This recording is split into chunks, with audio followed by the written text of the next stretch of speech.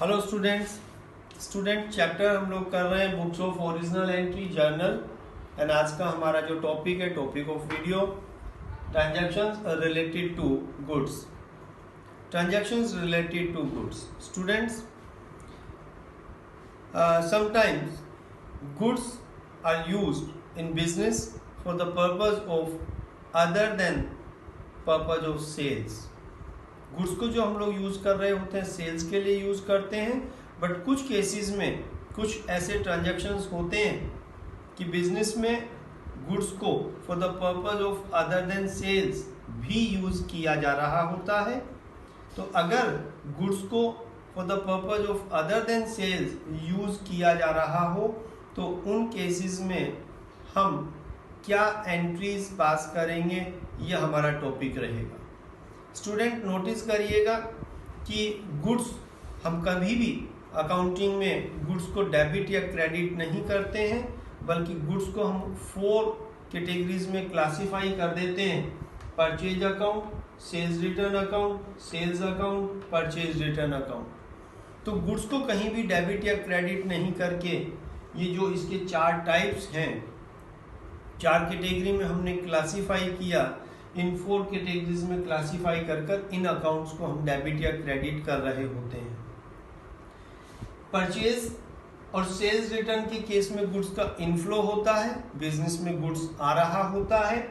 Sales और purchase return के cases में गुड्स का आउटफ्लो हो रहा होता है, बिजनेस से गुड्स बाहर की तरफ जा रहा होता है। जब हम गुड्स को बिजनेस में other than purpose of sales use कर रहे होंगे तो उस केस में भी गुड्स बिजनेस से आउटफ्लो कर रहा होगा, बिजनेस से गुड्स बाहर की तरफ जा रहा होगा।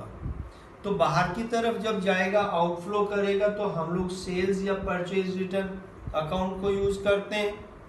अब यहाँ पर आपको नोटिस करना है कि जब गुड्स आउटफ्लो कर रहा है but not for the purpose of sales but for the purpose of other than sales, तो उस केस में हम किस अकाउंट को क्रेडिट करेंगे? यहाँ पर अभी तक हम सेल्स और परचेज रिटर्न को क्रेडिट करते थे in case of outflow, but यहाँ पर हम सेल्स को क्रेडिट नहीं करेंगे। क्यों नहीं करेंगे? Because it's not a sales, it's a use of goods but not for the purpose of sales. Purchase return भी हम लोग क्रेडिट नहीं करेंगे, बिकॉज परचेज रिटर्न के लिए तो हम किसी पर्सनल अकाउंट को यूज कर रहे होते हैं कि जिससे परचेज किया देन उसको रिटर्न किया, तो परचेज रिटर्न को हम लोग यूज करते थे। तो यहाँ पर जब गुड्स को हम यूज कर रहे होंगे for the purpose of other than sales, तो उस केस में आपको नोटिस करना है जितने भी ट्रांजैक्शंस होंगे उन सब में परचेज अकाउंट को क्रेडिट कर दिया जाएगा। परचेज अकाउंट को क्रेडिट कर दिया जाएगा। मैंने बहुत सारी वीडियोस में आपको बताया कि परचेज ऑलवेज डेबिट होता है, बट यहाँ पर जब गुड्स को परचेज के केस में इनफ्लो हो रहा होता है, बट अब गुड्स का आउटफ्लो हो रहा है, और आउटफ्लो के केस में हम गुड्स पर सेल्स और परचेज रिटर्न को तो क्रेडिट कर नहीं सकते, तो फिर हम क्या करें? परचेज अकाउंट को क्रेडिट कर परचेज के बैलेंस को कम कर देंगे। और परचेज को क्रेडिट करने के पीछे एक कारण और भी है, रीजन और भी है। क्या? कि हम इन सब केसेस में जब गुड्स को यूज कर रहे होते हैं तो कॉस्ट प्राइस पर, परचेज प्राइस पर यूज कर रहे होते हैं, नॉट एट सेलिंग प्राइस। तो इससे रिलेटेड ट्रांजैक्शंस क्या होंगी? लेट अस सी। फर्स्ट एक ट्रांजैक्शन मिल सकती है ड्राइंग्स इन गुड्स। ड्राइंग्स इन गुड्स एंट्री हम लोग बनाएंगे drawings account debit, because drawings always debit होता है। अब यहाँ पर ड्राइंग्स किस फॉर्म में है? इन फॉर्म ऑफ गुड्स। तो यहाँ पर हम परचेज को क्रेडिट करेंगे, गुड्स का आउटफ्लो हो रहा है, ठीक है।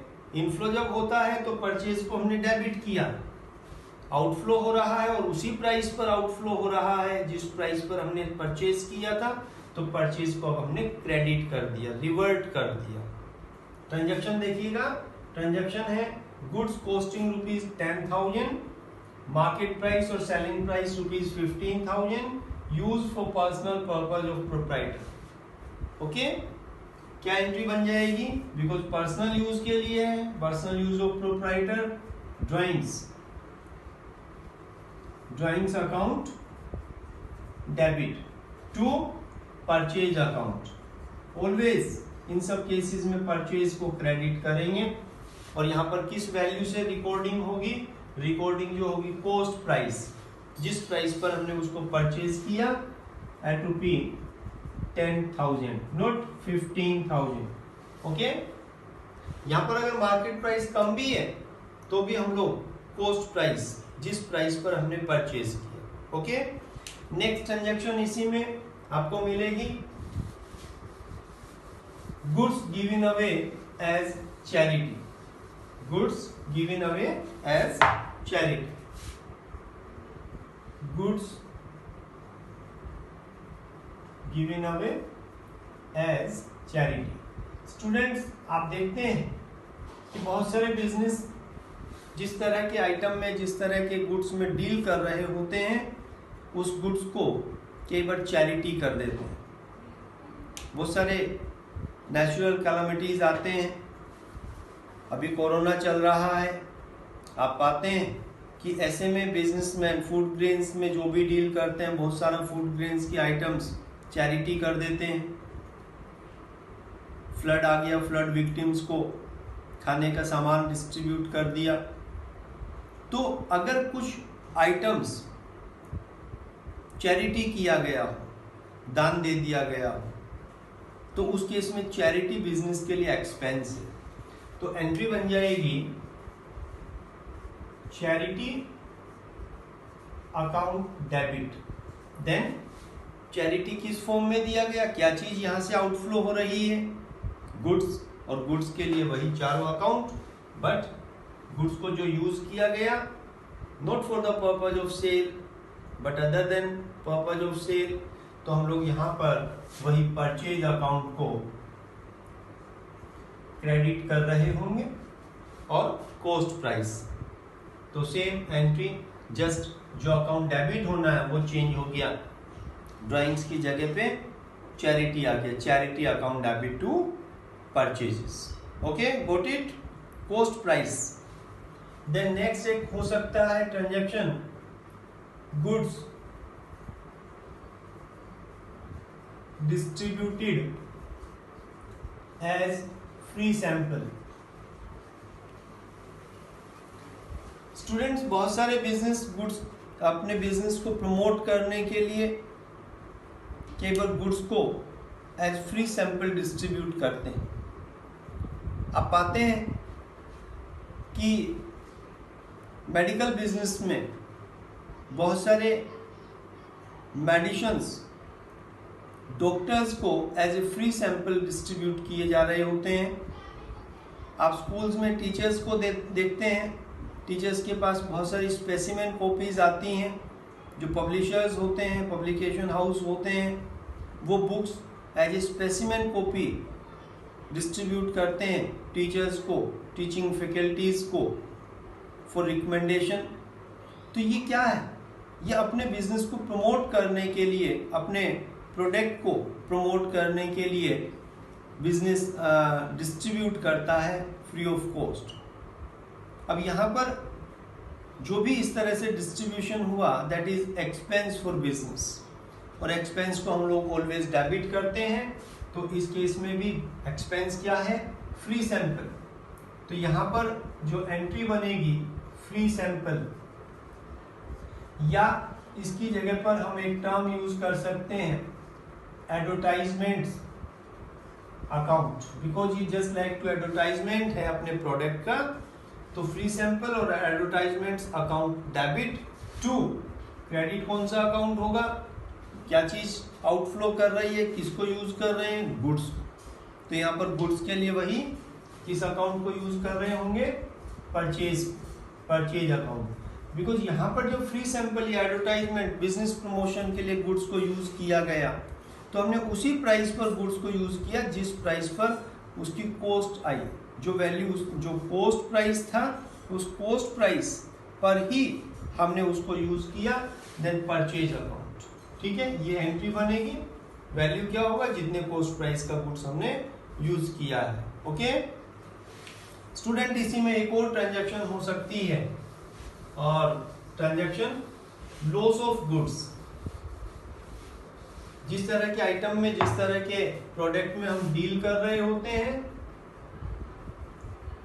बाय द वे अगर वो goods due to any reason destroy हो जाए, लॉस हो उस गुड्स का, तो एंट्री क्या बनेगी। लॉस ऑफ गुड्स किसी भी तरह से हो सकता है, बाय थेफ्ट हो सकता है, बाय फायर हो सकता है, ड्यू टू अदर एक्सीडेंट्स हो सकता है, फ्लड आ गया, गुड्स भीग कर डिस्ट्रॉय हो गया, कोई भी कारण हो सकता है। ये सब एक तरह के अबनॉर्मल लॉसेस हैं, और हम लोग इन सब केसेस में एंट्री क्या पास कर रहे होंगे, बिकॉज लॉस है, फॉर्म चेंज हो सकता है, loss by theft, loss by fire, loss by due to some other factors, but है लॉस, और लॉस को ऑलवेज क्या किया जाता है, डेबिट। तो यहां पर लॉस बाय जो भी रीजन है हम उसको लिख सकते हैं, loss by fire, loss by theft. Okay, and to, वो लॉस किस फॉर्म में हुआ, in form of goods, goods हमारे पास रिड्यूस हुआ, देन परचेज अकाउंट। ओके, तो ये एंट्री बन जाएगी कॉस्ट प्राइस से। ये तो आपको याद रखना है कि गुड्स को other than purpose of sale जब हम लोग यूज कर रहे होते हैं तो कॉस्ट प्राइस पर ही रिकॉर्ड करेंगे, और यही रीजन है कि हम परचेज को क्रेडिट करते हैं। ओके स्टूडेंट, यहां पर इस ट्रांजैक्शन में आपको फर्दर दो चीजें हैं कि जो भी गुड्स का लॉस हुआ वो इंश्योर्ड था, इंश्योर्ड और नॉट इंश्योर्ड, मींस हमने उस गुड्स का इंश्योरेंस करा रखा था और गुड्स का इंश्योरेंस नहीं करा रखा था। तो जब गुड्स इंश्योर्ड नहीं था, देन इंश्योरेंस कंपनी हम लोगों को कोई क्लेम नहीं देगी, बिकॉज हमने इंश्योरेंस करा ही नहीं रखा है। तो जितने भी वैल्यू का गुड्स डिस्ट्रॉय हुआ, लॉस हुआ, वो टोटल अमाउंट बिजनेस के लिए लॉस होगी, और उसके लिए हम लोग एंट्री बनाएंगे profit and loss account debit to loss of goods by जो भी रीजन है, या loss by fire, loss by theft. Means ये जो लॉस रहा इसको हमने कहां पर ट्रांसफर कर दिया, प्रॉफिट एंड लॉस अकाउंट में, बिकॉज जितने भी एक्सपेंसेस, जितने भी लॉसेस होते हैं एट एंड ऑफ ईयर हम उसको ट्रांसफर करते हैं प्रॉफिट एंड लॉस अकाउंट में।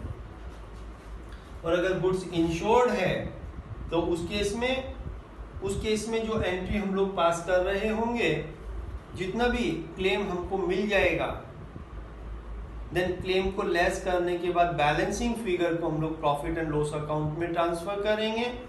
तो दो एंट्री या एक सिंगल एंट्री भी हम लोग बना सकते हैं, insurance company account debit to insurance company account debit to loss by fire account. हमने यहां पर जितने का टोटल अमाउंट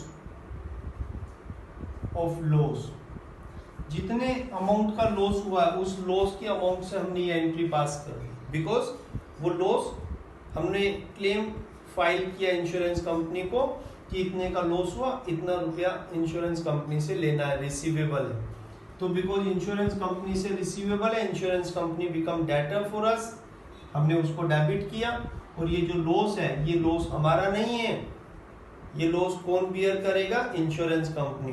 तो हमने यहाँ पर लॉस को डेबिट किया, बिकॉज ये हमारा लॉस नहीं है, हमने इसको क्रेडिट कर दिया। ओके, देन अब इंश्योरेंस कंपनी कई बार जितना क्लेम हम लोग क्लेम करते हैं वो एक्सेप्ट नहीं करती है, उसका केवल कुछ पार्ट ही क्लेम एक्सेप्ट किया जाता है।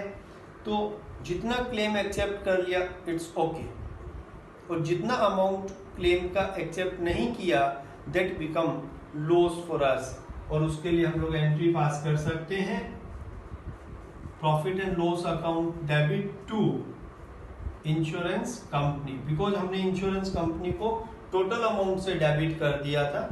तो जितना क्लेम इंश्योरेंस कंपनी नहीं देती है, claim not accepted. Okay student, इन दोनों की जगह पर हम एक डायरेक्ट एंट्री भी पास कर सकते हैं। देखिएगा दोनों एंट्रीज की जगह पर क्या एंट्री बन जाएगी, जितने का भी लॉस हुआ एंट्री हमने बनाई insurance company account debit, profit and loss account debit to loss by fire, ये direct entry. Loss by fire total amount of loss, जितना भी लॉस हुआ। देन इंश्योरेंस कंपनी को कितने से डेबिट करेंगे, with the amount of claim accepted, जितने amount से हमने क्लेम एक्सेप्ट किया है इंश्योरेंस कंपनी से। और यहां पर प्रॉफिट एंड लॉस अकाउंट में क्या गया, क्लेम नॉट एक्सेप्टेड, बिकॉज जितने का क्लेम एक्सेप्ट नहीं किया गया that become loss for us. Okay got it. इसका एक छोटा सा जल्दी से ट्रांजैक्शंस हम लोग लेकर इसको डिस्कस कर रहे हैं। देखिएगा क्या एंट्री बन जाएंगी। हमने ट्रांजैक्शन ले लिया, goods costing rupees 15,000 destroyed by fire, destroyed by fire. Okay, however goods are insured and insurance company accepted claim of rupees 12,000. Got it. क्या एंट्री पास करेंगे, बिकॉज 15,000 का गुड्स डिस्ट्रॉय हुआ, एंट्री बनी loss by fire account debit to purchase account with rupee 15,000, जो gross loss है। Okay अब हमको पता चला कि गुड्स तो इंश्योर्ड था, तो ये लॉस तो हमारा हुआ ही नहीं, हम तो इंश्योरेंस कंपनी से लेंगे। बट इंश्योरेंस कंपनी ने क्लेम एक्सेप्ट किया ऑफ रुपी 12,000, तो 15,000 का जो लॉस हुआ उस 15,000 के लॉस में से 12,000 तो इंश्योरेंस कंपनी को बियर करना है, तो वो हमारे लिए लॉस नहीं है, वो तो इंश्योरेंस कंपनी का, हमको इंश्योरेंस कंपनी से मिल जाएगा। तो हमारे लिए, हमारे बिजनेस के लिए नेट कितना लॉस हुआ ऑफ रुपी 3,000। तो यहाँ पर insurance company account debit, because 12,000 हमको इंश्योरेंस कंपनी से मिल जाएगा, तो insurance company account debit 12,000। Then profit and loss account debit कितना 3,000, बिकॉज 3,000 का हमको नेट लॉस हुआ। And to loss by fire account of rupees 15,000। इस तरह से एंट्री बनी। ओके स्टूडेंट, इसी केस में मान लीजिएगा अगर हम इंश्योरेंस नहीं करा रखे होते तो फिर profit and loss account debit to loss by fire 15,000। Okay तो इस तरह से ये गुड्स से रिलेटेड कुछ ट्रांजैक्शंस थे जो हमने किए हैं। बड़ा इंपॉर्टेंट टॉपिक है, इजी भी है, प्राय एक ट्रांजैक्शन इसमें से पूछी जाती हैं, आप करिए। Okay thank you.